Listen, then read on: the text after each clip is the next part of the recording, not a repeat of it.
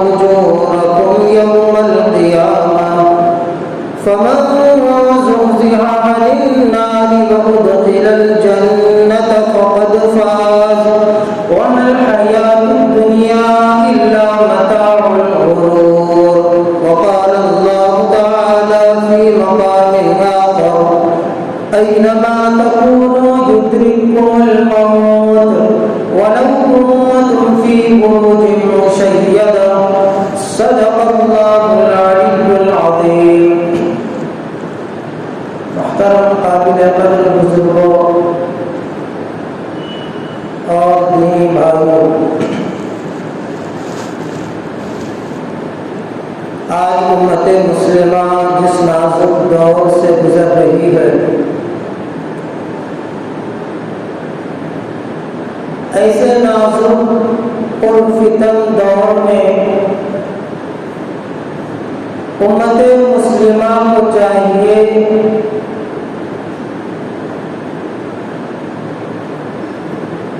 کہ وہ اس دار فانی کی ضروریات کو چھوڑ کر دار بقا کی تیاری شروع کر دے اور بالخصوص اللہ تبارک و تعالی کی طرف انابت اللہ، رجوع اللہ کی ضرورت ہے۔ ایک بادشاہ نے خواب میں دیکھا کہ ملک الموت اس کے پاس آ کر کھڑا ہوا ہے، اور وہ بادشاہ اپنے خواب میں ملک الموت سے پوچھ رہا ہے کہ میرا اس دنیا سے جانے کا وقت کب ہے؟ تو اس ملک الموت نے اپنے ہاتھ سے انگلیوں سے اشارے کیا، 5 انگلی دکھلائی اور پھر خواب سے روانہ ہو گیا۔ اب وہ بادشاہ اپنے وقت کے بزرگ ولی کے پاس حاضر ہوا اور حاضر ہو کر اپنے خواب کا واقعہ سنایا کہ میں نے اپنے خواب میں ملک الموت کو دیکھا ہے، تو میں نے اس سے اپنی موت کا وقت پوچھا، تو ملک الموت نے اپنے ہاتھ کی 5 انگلیوں سے میری طرف اشارہ کیا، پھر روانہ ہو گیا۔ آخر بات کیا ہے میری سمجھ میں نہ آئی، تو اس اللہ والے نے قرآن مجید کی تلاوت کی، فرمایا اس ملک الموت کا اشارہ قرآن مجید کی ان 5 آیتوں پر تھا کہ ان اللہ عنده علم الساعة وينزل الغيث ويعلم ما في الأرحام وما تدري نفس ماذا تكسب غدا وما تدري نفس بأي أرض تموت، جس کا ترجمہ یہ ہے کہ قیامت کب قائم ہوگی، دنیا کب ختم ہونے والی ہے، دنیا کی ساری چیزیں کب فنا ہونے والی ہے، اس کا علم اللہ کے سوا کوئی نہیں جانتا۔ وَيُنَزِّلُ الْغَيْثَ، اور بارش کا قطرہ، کتنے قطرے کہاں پر برسیں گے، کہاں نازل ہوں گے، اس کا علم اللہ کے سوا کوئی نہیں جانتا۔ وَيَعْلَمُ مَا فِي الْأَرْحَامِ، اور تیسری چیز جو بیان فرمائی کہ ماں کے پیٹ میں اولاد کی ولادت کب ہوگی اور کس حالت میں ہوگی، اور وہ جنا ہوا بچہ، ولادت پایا ہوا وہ بچہ اپنی جوانی کی عمر کو پہنچے گا یا اپنے جوان ہونے سے پہلے دنیا کو لبیک کہے گا، وہ بچہ بڑھاپے کو پہنچے گا یا نہیں پہنچے گا، اس بچے کی زندگی میں خیر آئے گا یا شر آئے گا، وہ بچہ نیک بنے گا یا برا بنے گا، یہ علم اللہ کے سوا کوئی نہیں جانتا۔ وَمَا تَدْرِي نَفْسٌ مَاذَا تَكْسِبُ غَدًا، کہ تمہارا رزق تم کو کیسے ملے گا، کتنا ملے گا، اور تمہارا کیا انجام ہوگا، تم عمر کے کتنے حصے کو پہنچو گے، اور تمہاری زندگی میں تمہارے ذریعے سے خیر کا کام ہوگا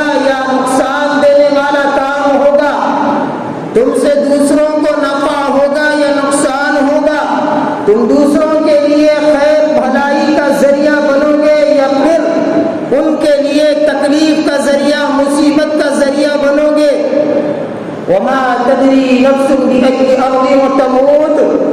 ملک الموت نے خواب میں اے بادشاہ جو 5 انگلیوں کی طرف اشارہ کی وہ 4 اشارے میں نے تم کو بتلا دیا، اور 5ویں چیز جو خصوصاً ملک الموت نے تمہاری طرف اشارہ کیا تھا کہ تم نے یہ سوال کیا تھا کہ میری موت کا وقت کب آئے گا. وما تدری نفس بأي أرض تموت، کس کو کس زمین پر اور زمین کے کس حصے پر اور کہاں پر اسے موت آئے گی، کس حال میں آئے گی اور کتنی عمر میں آئے گی، جوانی میں آئے گی یا بڑھاپے میں آئے گی، اس کا علم اللہ کے سوا کوئی نہیں جان سکتا.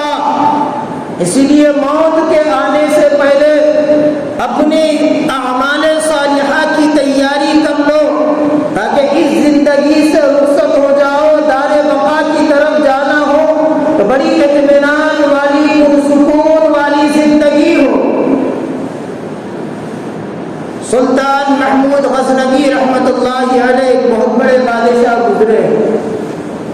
اب بادشاہ کے دربار میں کئی وزیر ہوا کرتے تھے، تو ان تمام وزیروں میں سے ایک وزیر جس کا نام ایاز تھا، اب روزانہ وزراء دوسرے وزیر لوگ دیکھا کرتے تھے کہ بادشاہ سلامت سلطان محمود غزنوی کا یہ جو بادشاہ ہے نا ایاز، اس کا ایک معمول یہ تھا کہ وہ روزانہ رات کو سونے سے پہلے، روزانہ صبح بیدار ہونے کے بعد اپنے حجرے میں الماری رکھی ہوئی تھی، وہ الماری کھولتا ہے، دیکھتا ہے، بند کر دیتا ہے. اور یہ ایاز کا معمول تھا کہ وہ دوسرے وزیروں کو وہ الماری کی طرف آنے بھی نہیں دیتا تھا، اور اس الماری کے اندر جو کچھ رکھا گیا ہے وہ دیکھنے بھی نہیں دیتا تھا. تو اب دوسرے وزیر یہ سمجھا کرتے تھے کہ ایاز کے پاس ہو سکتا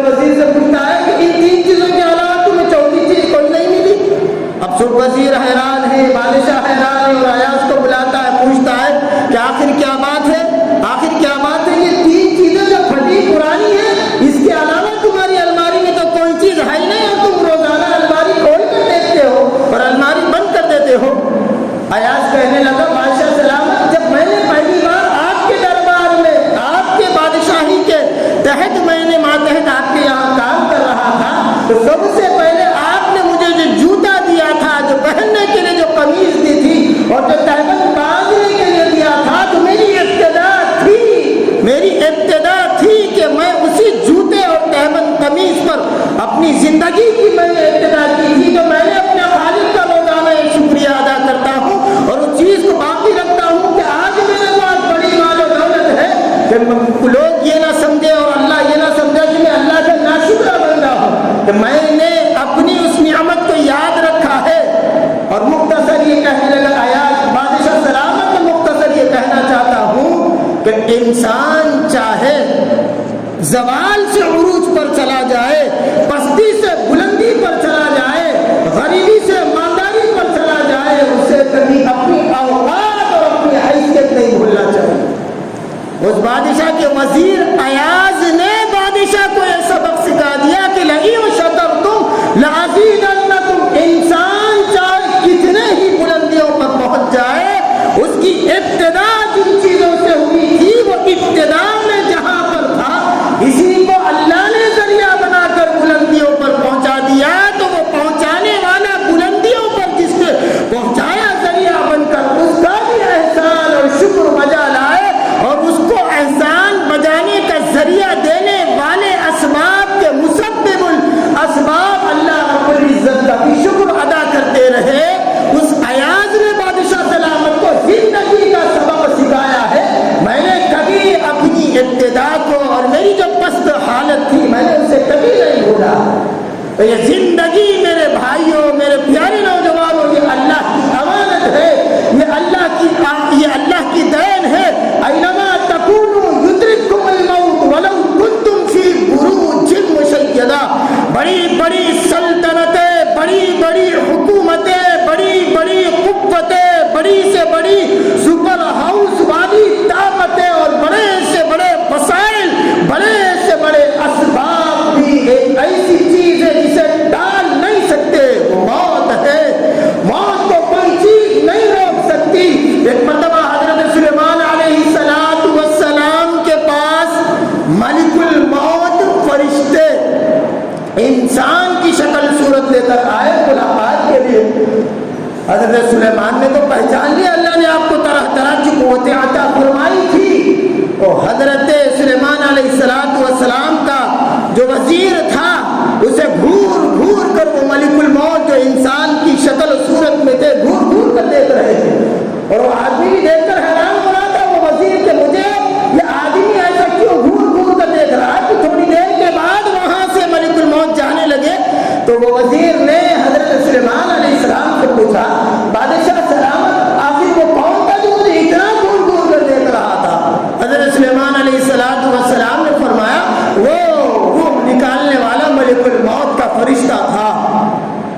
اب یہ آدمی اندر سے دل میں حیران ہو گیا، پریشان. اچھا وہ ملک الموت تھا اس لیے مجھے گھور گھور کر دیکھ رہا تھا، اب میرا برا وقت آنے والا ہے. سلیمان علیہ السلام سے کہنے لگا ہے بادشاہ سلام، اللہ نے آپ کو ایسی طاقت دی ہے کہ ہوا کے جھونکے سے ہزاروں کلومیٹر مجھے پہنچا دیا جائے کہ میں یہاں سے چھوڑ کے کسی اور جگہ چلا جاؤں. سلیمان علیہ السلام نے چند سیکنڈ میں اسے کئی میلوں تک دور ہوا کے ذریعے پہنچا دیا. جیسے ہی وہ شخص وہاں پہنچا ملک الموت نے اس کی روح قبض کر لی. تو آدمی کو ضرورت نہیں ہے کہ موت اس کا ہر وقت انتظار کر رہا ہے. کسی کی اللہ نے موت کینیڈا میں رکھی ہے تو وہ حیدرآباد انڈیا سے سفر کر کر کینیڈا جائے گا، وہاں اسے موت آئے گی. کسی کی موت اللہ نے یہاں رکھی ہے تو کہیں بھی چلے جائے، راستے اللہ بنا لیں گے. تو آدمی انسان موت کو بھول سکتا ہے لیکن اللہ یہ فرما رہے ہیں کہ موت کسی کو نہیں بھولتی. موت ہر وقت ہر انسان کو یاد رکھتی ہے کہ ہر ایک کو آنا ہے اور اس دنیا کو چھوڑ کر چلا جاتا ہے. سمندر کے کنارے ایک جہاز ڈوب رہا تھا اور ایک ایسی طوفانی بارش آئی کہ وہ جہاز ڈوب گیا. تمام لوگ غرق ہو گئے، ڈوب گئے. اس کے اندر ایک حاملہ عورت تھی جس کے پیٹ میں بچہ تھا. اللہ نے اس کو باقی رکھا. چند لمحے کے بعد اس نے بچے کو جنا اور اللہ نے فرشتے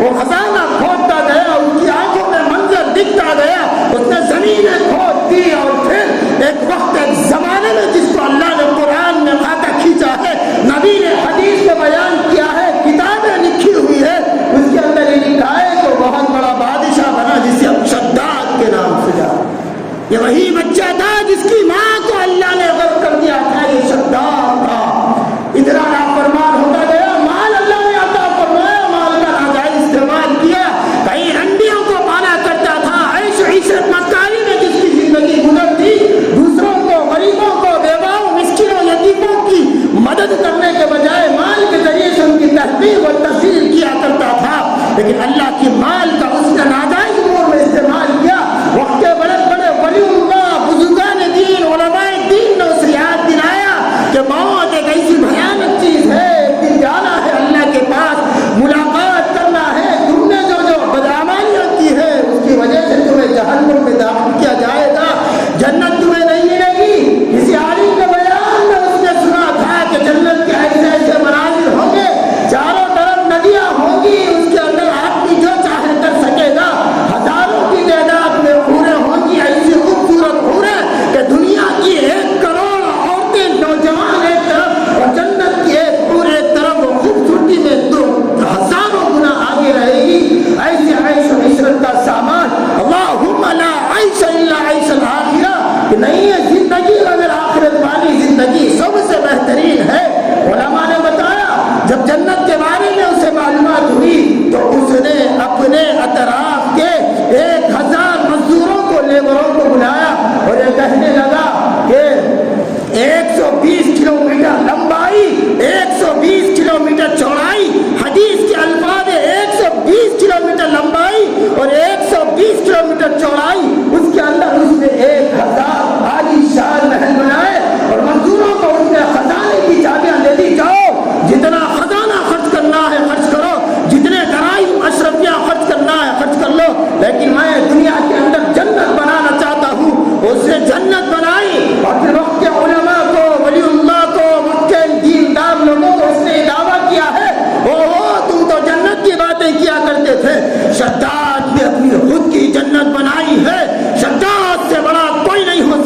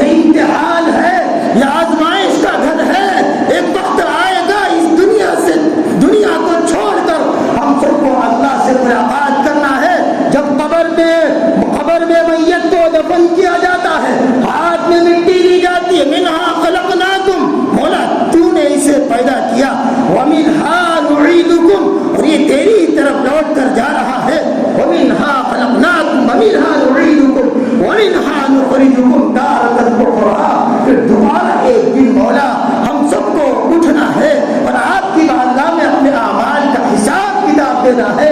اس لیے میرے بھائیوں قبر میں جانے سے پہلے اعمال صالحہ کر لو. قبر میں جانے سے پہلے زندگی میں نمازوں کا اہتمام کرو, زندگی میں نیک اعمال کا اہتمام کرو. آج کے دور میں دنیا کمانے سے زیادہ, مالداریت کے ذخیرے اسباب جمع کرنے سے زیادہ آج کا سب سے بڑا نازک مسئلہ, سب سے بڑا بھیانک مسئلہ جو ہے وہ معیشت کا مسئلہ نہیں ہے. اللہ نے پیدا کرنے کے وقت مقدر میں لکھا ہے اس بچے کو جنا تھا اس ماں نے. اللہ نے اس ماں کو اس دنیا سے رخصت کر دیا. کیوں؟ اللہ کو معلوم تھا یہ بچہ بڑا ہو کر نافرمان باقی نکلے گا, اللہ سے سرکشی بغاوت اختیار کرے گا. آج کامیاب انسان وہ ہے جو معیشت کے اسباب کو جمع نہ کر لے, بلکہ آج کے دور میں ایسے نازک پرفتن دور سے ہم گزر رہے ہیں, ایسے ماحول میں سب سے عقل مند, دانش مند, کامیاب ترین, اللہ کا محبوب, اللہ کے رسول کا محبوب, آخرت کو سمجھنے والا, اللہ کو یاد کرنے والا, اللہ کا ڈر خوف پیدا کرنے والا سب سے کامیاب انسان وہ ہے جو اپنے اہل و عیال کے ایمان کو بچا کر دنیا سے رخصت ہو جائے. ایمان نہیں بچے گا, ساری عبادتیں, سارے اعمال بیکار ہیں. وہی حال ہوگا جو بنی اسرائیل کی قوم کا تھا, وہی حال ہوگا جو ہود علیہ السلام کی قوم کا تھا, نوح کی قوم کا جو حال تھا وہی حال ہمارا ہوگا. ایمان سے بڑھ کر کوئی چیز نہیں ہے. آج اپنے ایمان کو بچانے کی ضرورت ہے. کہیں ایسا نہ ہو جائے کہ رات میں بستر پر آپ آرام کر رہے ہو, صبح کو آپ کھلے قبر میں آزو بازو پڑوسی مدفون نظر آئے, حمام میں بیت الخلاء میں غسل کرنے کے لیے آپ چلے جائے اور پانی نہاتے نہاتے ملک الموت کا فرشتہ روح قبض نہ کر لے. نماز نہ تھی زندگی میں, ایمان نہ تھا زندگی میں, اللہ کا ڈر خوف نہیں تھا زندگی میں, ایک دوسرے کے حقوق دبانے میں, غلطی کرنے میں کسر نہیں چھوڑی. میری موت, میرے بھائیوں, یہ کیسی بھیانک موت ہے. ارے قبر تو وہ چیز ہے جس سے اللہ کا محبوب محمد رسول اللہ بخشائے بھی ڈرا کرتے تھے. قبر ایسی بھیانک چیز ان کے لیے جن کی زندگی میں نماز نہ ہو. ارے جن کے گھروں کے اندر ہر کمرے میں اعلیٰ سے اعلیٰ ڈرائنگ روم موجود ہے, صوفوں کا سیٹ موجود ہے اور اعلیٰ سے اعلیٰ اے سی موجود ہے, ذرائع اسباب موجود ہے, اور پھر اس گھر میں کوئی ایک ایسی جگہ نہ ہو جہاں پر ماتھا نہ ٹیکا جاتا ہو. وہ گھر منحوس ہے. جس گھر میں فجر کا وقت ہو رہا ہو, لوگ بستر پر سو رہے ہیں, خدا کی قسم بأمی و ابی و صاحبتی و بنی. ارے یہ بھیانک دور ہے. ایک صدی پہلے بھی یہ دور گزرا تھا. اس وقت کی ایمان والے مرد عورتوں نے اپنے ایمان پر محنت کی تھی. ترکاری بیچنے والا ترکاری پر پانی مارتا ہے تاکہ دھوپ سے ترکاری بگڑ نہ جائے, سوکھ نہ جائے. تو دلوں پر ایمان کی رمق پیدا کرنا ہو, ایمان کی چنگاری لگانا ہو تو اپنے گھر کو نماز کی جگہ بناؤ, اپنے گھر کو قرآن کی تلاوت سے آباد کرو. اس گھر میں اللہ کی رحمتیں, اللہ کا نور, محمد رسول اللہ کی برکتوں کا ظہور ہوگا. اس لیے میرے بھائیوں, اللہ ہم سب کو ایمان والی زندگی نصیب فرمائے. دنیا سے ہر ایک کو جانا ہے. ارے موت آئے فرشتہ بھی دے کر مسکرائے, واہ کیا پیاری موت مرا ہے, اس کی زندگی میں نماز روزہ تھا. ایسی موت مرو. قبر میں جانے کے بعد شداد جیسے ظالم بادشاہ نے 120 کلومیٹر مربع لمبائی اور چوڑائی جنت بنائی تھی. آپ کو معلوم ہے قبر کے حالات پڑھو, عالم برزخ کے حالات پڑھو.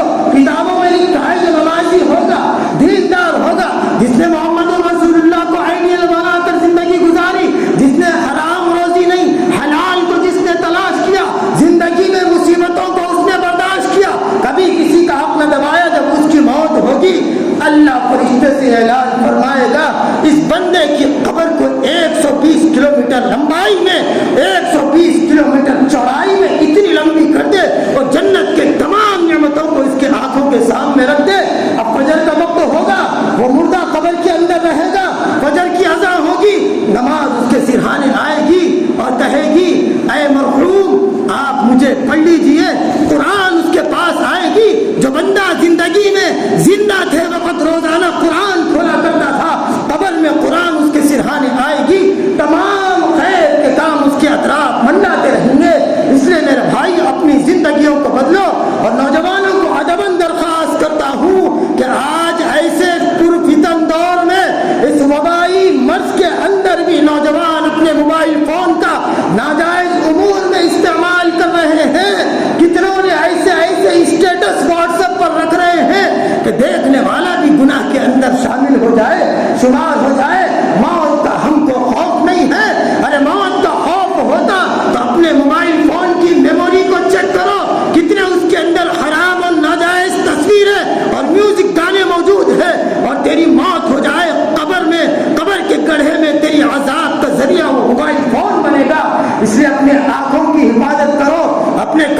حفاظت کرو, اپنے زبان کی حفاظت کرو, پھر قبر تمہارے لیے پرسکون ہوگی. ورنہ قبر میں تربت تربت رسول اللہ کا یہ وعدہ ہے.